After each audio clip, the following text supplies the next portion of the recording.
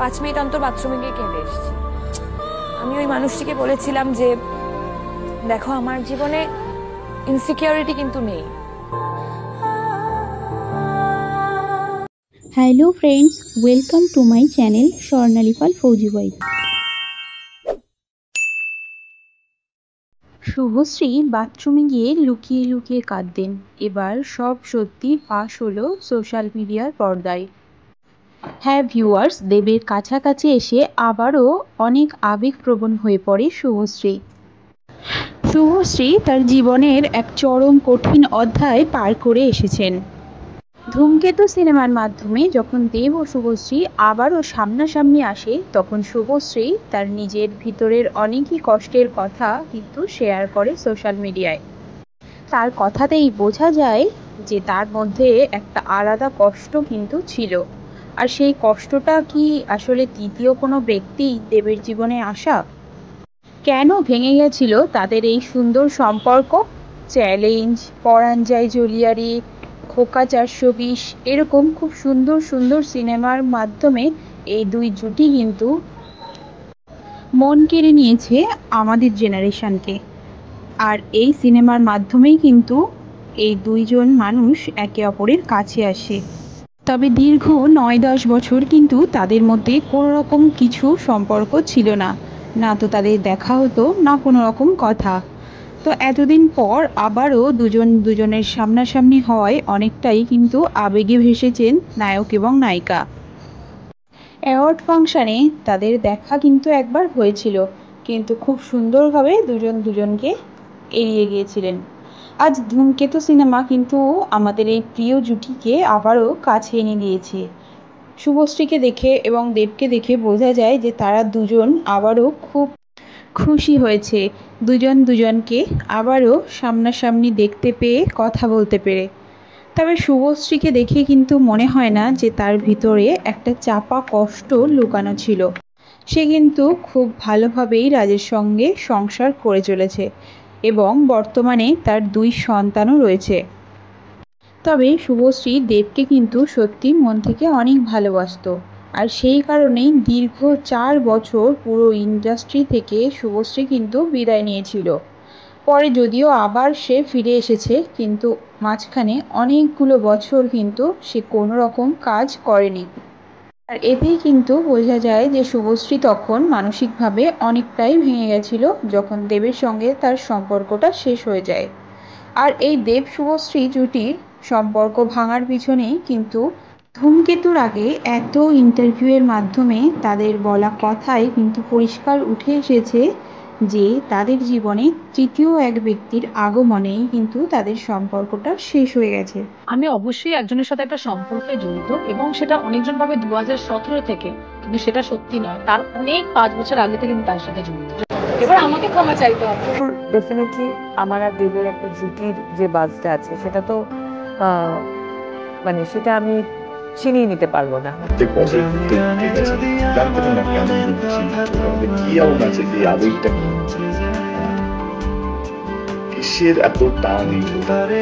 শুভশ্রী কিংবা দেব দুজন কিন্তু এখনো দুজনকে ভুলে উঠতে পারেনি। আর এ কথা যেন তাদের কথার মাধ্যমেই বাইরে বেরিয়ে এসছে। এদিকে এক ইন্টারভিউতে রুক্মিণী জানায় যে দেবের সঙ্গে 2017-র অনেক আগে থেকে পরিচয় ছিল, আর এটাই তার ট্রোলের কারণ হয়ে দাঁড়ায়। রুক্মিণীর দিকে সবাই আঙুল তুলছে এবং বলছে যে দেব ও শুভশ্রীর মাঝখানে এসে সে নাকি এই সুন্দর জুটিটাকে নষ্ট করে দিয়েছে। সোশ্যাল মিডিয়ায় এই নিয়ে তাকে পার্সোনাল অ্যাটাকও করা হয়েছে। কেউ লিখেছে তাকে ছেলেদের মতো দেখতে, আবার কেউ লিখেছে দেবের পাশে তাকে একদমই মানায় না, শুধুমাত্র শুভশ্রী গাঙ্গুলিকেই দেবের পাশে একদম পারফেক্ট মানায়। এই নিয়ে রুক্মিণী কিন্তু একটু কষ্টও পেয়েছেন। তিনি জানিয়েছেন হয়তো এবার দেব শুভশ্রীর কাছে আমাকে ক্ষমা চাইতে হবে। তিনি একটি গোল্ড জুয়েলারি ওপেনিং সেরিমনিতে এসে এই কথা জানায়। এদিকে শুভশ্রীর প্রতি দেবের কেয়ারিং কিন্তু মন কেড়েছে ভক্তদের। রুক্মিণী এবার সরাসরি ইন্টারভিউতে কি জানালো চলো শুনে নি।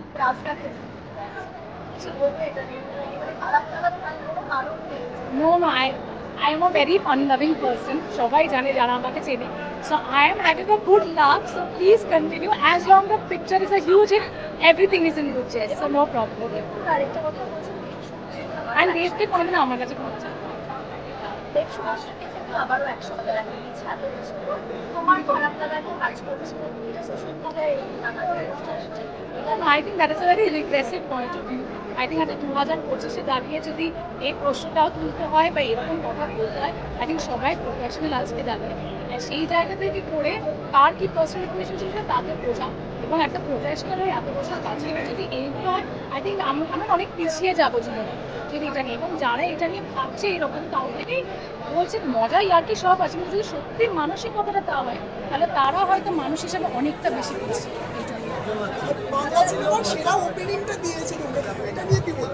এটা নিয়ে বলবো যে এবার যে এত বড় ওপেনিং হয়েছে এবার একটু ভালো ভালো এখান থেকে ওপেনিং হোক এই দুর্গা পূজায় সবার জন্য সেটা তার চাওয়া পরে কিন্তু আমার মনে হয় যে কেউই আমাকে উপহার দিয়েছে এবার Malabar golden diamonds is the place to আমি কিনে দেবো বলাই হার কিনে দেবো এবার আমাকে ক্ষমা চাইতে হবে জিজ্ঞেস করবো আজকে স্টোরে এসে কেমন লাগছে and being a brand ambassador এটা কেমন লাগছে অবশ্যই খুবই ভালো লাগছে যেটা ওনার বলে যে প্রথমবার বাংলার ব্র্যান্ড অ্যাম্বাসেডর সেটা এটা আমার জন্য একটা বিশাল বড় সৌভাগ্য আর এত বড় একটা শোরুম লঞ্চ হচ্ছে কলকাতায় তো মালাবার গোল্ডেন ডায়মন্ডস আমরা আছে ন্যাশনালিও নানান জায়গায় কিন্তু এইবার যে বাংলার কোনায় কোনায় পৌঁছে যাচ্ছে মালাবার গোল্ডেন ডায়মন্ডস এবং তার একটা ছোট অংশ আমিও হতে চলেছি এইগুলো সবকটা ঘরে পৌঁছানোর জন্য তো সেইটার দিক থেকে খুবই ভালো লাগছে আজকে এখানে এসে স্বাধীনতা দিবস এবং 40 দিনে আজকের উপলক্ষ হচ্ছে মালাবার এবং তার সাথে সাথে ব্র্যান্ড অ্যাম্বাসেডর ঠিক আছে বাইরে থেকে তোমার মানে বাইরে থেকে কাছের মানুষের আশীর্বাদ তো পাওয়া হয় ঠিক আছে কাছের মানুষদের জন্য আজকে কি নিয়ে যাবে আজকে আমি দেখছি আজকে এসে হান্টিং করছি যে কোনগুলো ভালো যেদিনকে কাউকে না বলে আসতে পারবো সেদিনকে অনেক কিছু কিনে নিয়ে যাবো পুজো শপিংটা আমি জানি অনেক দিনে শুরু হয়েছে আমার এখনো শুরু হয়নি আমি কলকাতায় ছিলাম না আর আমার পুজো শপিংটা I make it a point যে আমি যে কোনো শহরে থাকি আমি কলকাতা থেকেই পুজো শপিংটা করি তো আমি সদ্য যে এসেছি আমার মনে হচ্ছে যে পুজো শপিং তো হবে কিন্তু প্রথমে মালাবার গোল্ডেন ডায়মন্ডস থেকে একটা কিছু তো কিনতেই হবে বলে না বনি করা তো এই যে ব্র্যান্ড অ্যাম্বাসেডর হওয়ার জন্য একটা কিছু নিয়ে শুভ একটা কিছু করে আমাকে শুরু করতে হবে এবার পুজোটা কতটা সঞ্চয় আমি বলো না রোজ মায়ের কাছে বকুনি খাই ছেড়ে দাও এটা খুব বাজে প্রশ্ন যদি এটা আমি মিথ্যে কথা বলি তাহলে আমার মা আজকেই আমাকে মানে জুয়েলারি কতটা পছন্দ করা হয় জুয়েলারি আমার ভীষণ পছন্দ আমার মনে হয় যে যেরকম অলংকার আমার মনে হয় যে কোনো মেয়েরই পছন্দ এবং আমি ডে টু ডে বেসিসে আমি খুব লাইট জুয়েলারি পছন্দ করি খুব বেশি যে আমি প্রচণ্ড জুয়েলারি পরতে পছন্দ করি তা না কিন্তু কিনি সেটা একটা অভ্যেস আছে যে কেনার প্রচণ্ড অভ্যেস আছে সেটা আছে কিন্তু আমার পুরো জিনিসটা ডিপেন্ড করে আমি কি লুক করছি ডিপেন্ডস অন দ্যাট লুক তার উপরে তার বেসিসে আমি আমার সবসময় জুয়েলারি প্ল্যান করি এবং সেটা আমার খুব বড় একটা অংশ থাকে আমার স্টাইলিংয়ের and I love statement pieces সেটা যদি শোনাতেও হয় আমার সবকটা সময় কাস্টমাইজভাবে করা থাকে সো দ্যাট সেটা আমি একটা আই লাভ টাইমলেস জুয়েলারি যেটা আমি যে কোনো সময় পরতে পারি তো সেইগুলো আমার খুব পছন্দ আর ডায়মন্ডস আমার ভীষণ পছন্দের সেই জন্য I love solitary diamonds even Rings and little earrings সেগুলো আমার ভীষণ পছন্দ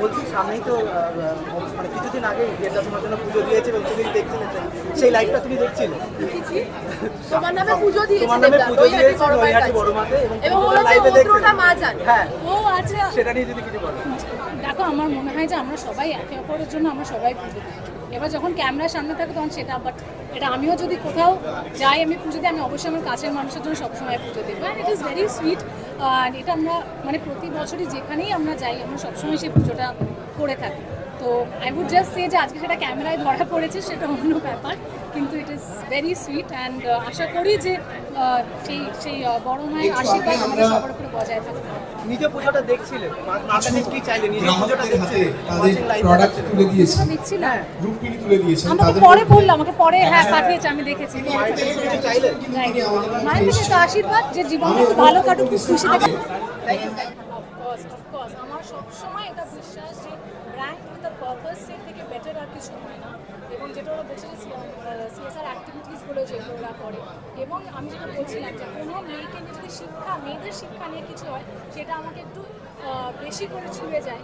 তো শুধু যে মেয়েদেরকে বাইরে থেকে সুন্দর করে তারা অলংকার দিয়ে তা না, কি তাদের শিক্ষার খেয়াল রাখা, তাদের খাবার, তাদের জামা কাপড় সব কিছু, যারা আন্ডার প্রিভিলেজ তাদের জন্য যে কাজ করা, আমার মনে হয় যে একটা মেয়েকে যে ইনসাইড আউট পরিপূর্ণ করে তোলে, এটা যে মালাবার গোল্ডেন ডায়মন্ডস পড়ছে হ্যাটস অফ টু দেম। আজ এই পর্যন্ত, দেখা হচ্ছে নেক্সট ভিডিওতে। সবাই ভালো থাকবেন, সুস্থ থাকবেন, টাটা।